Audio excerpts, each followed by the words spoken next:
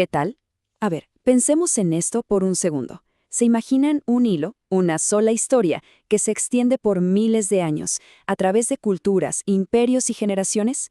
¿Y si ese hilo, hecho de promesas muy antiguas, terminará apuntando a una sola figura histórica? Hoy vamos a seguir ese hilo para explorar cómo, según estos textos, se cumple una promesa monumental. Y aquí viene la gran pregunta, ¿no?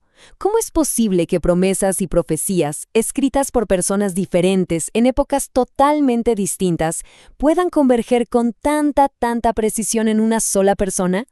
No hablamos de ideas vagas, sino de detalles muy específicos. Vamos a desentrañar esta conexión, siguiendo las pistas que nos dejan los textos antiguos. Bueno, para empezar, todo arranca con el linaje, o sea, con la familia, porque la promesa, para que fuera creíble, tenía que nacer en el árbol genealógico correcto. Y la base de todo esto la encontramos en dos pactos clave, hechos con dos de las figuras más importantes del Antiguo Testamento, Abraham y David. La primera promesa, la promesa original, por así decirlo, se le hace a Abraham, y es enorme. Le dicen que a través de su será, una palabra en hebreo que significa tanto semilla como descendiente, llegaría una bendición para todo el mundo. Ojo, no solo para su gente o su nación, sino para todas las naciones de la tierra. Una promesa de un impacto verdaderamente global. Pasan los siglos y de repente, ¡pum!, esa misma palabra, Sera, vuelve a aparecer. Pero ahora el destinatario es el rey David, y la cosa cambia un poco. Ya no se habla solo de una bendición, sino de un gobierno. A David le prometen un descendiente con un trono que duraría para siempre. Un reino eterno nada menos. Y es justo aquí donde empezamos a ver cómo todo se conecta, ¿verdad? No son dos historias distintas, son como capas de la misma promesa. Del linaje de Abraham, una bendición mundial. Y del linaje de David, un rey eterno. O sea que el Mesías esperado tenía que ser descendiente de los dos.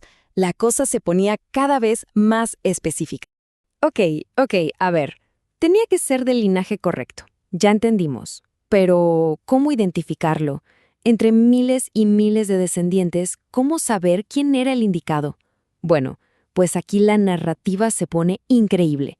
Introduce unas señales proféticas, como marcadores súper específicos, predichos con siglos de anticipación, que servirían como una especie de identificación cósmica. La primera señal, anunciada por Isaías unos 700 años antes de que pasara, es quizá la más radical de todas, un nacimiento virginal. Pensemos en esa época, donde el linaje del padre lo era todo. Esto era una locura.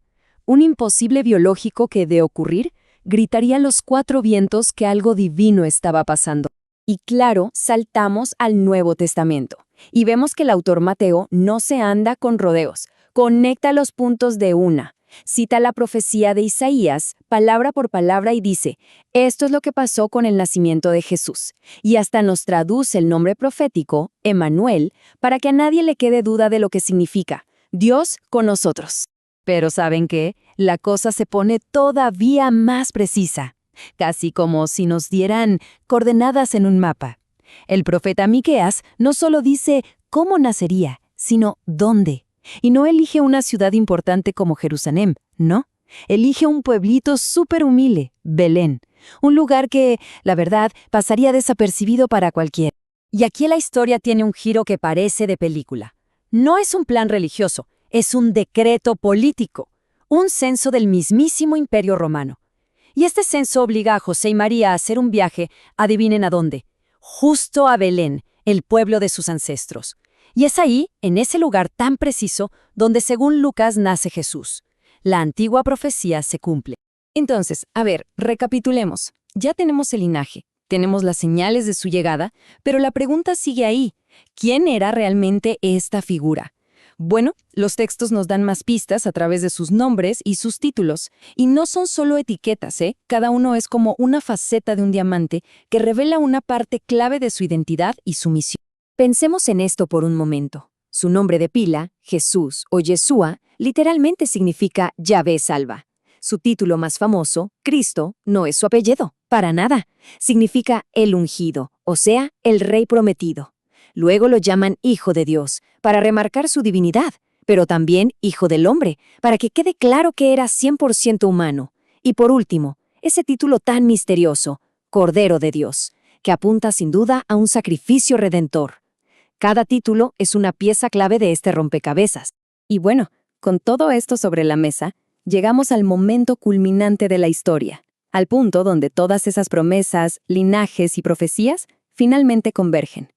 La vida, la muerte y la resurrección de Jesús se nos presentan no como un capítulo más, sino como la gran realización de todo lo que se venía anunciando. Imaginen la escena.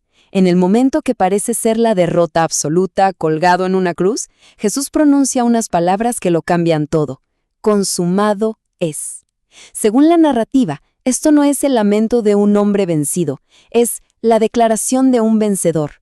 La misión, el propósito por el que vino, estaba cumplido. El pago estaba hecho. Pero claro, la historia no podía terminar ahí, en una tumba. Según todos los relatos del Nuevo Testamento, la resurrección al tercer día es la prueba definitiva. Es como el sello de aprobación del cielo, la validación final de que Jesús era quien decía ser y que la promesa, de verdad, se había cumplido. ¿Qué mayor prueba que esa? Ok, muy bien, pero ¿y esto qué significa en la práctica? Según textos como el libro de Romanos, el cumplimiento de esta promesa lo cambia absolutamente todo. Significa que la barrera entre la humanidad y Dios se ha roto, que hay acceso directo. Significa que el pasado puede ser perdonado y que el futuro tiene una promesa de vida eterna. En resumen, se presenta como la fuente de una esperanza inquebrantable, una paz profunda y un propósito completamente nuevo. Y así llegamos al final de este recorrido. Independientemente de la perspectiva personal, la escala de esta narrativa es simplemente impresionante. Un hilo que se teje con un cuidado increíble a través de milenios, profetas y reyes. Y nos deja con una pregunta poderosa para reflexionar. ¿Qué revela esta historia sobre la naturaleza misma de las promesas y su increíble capacidad para dar forma al destino humano?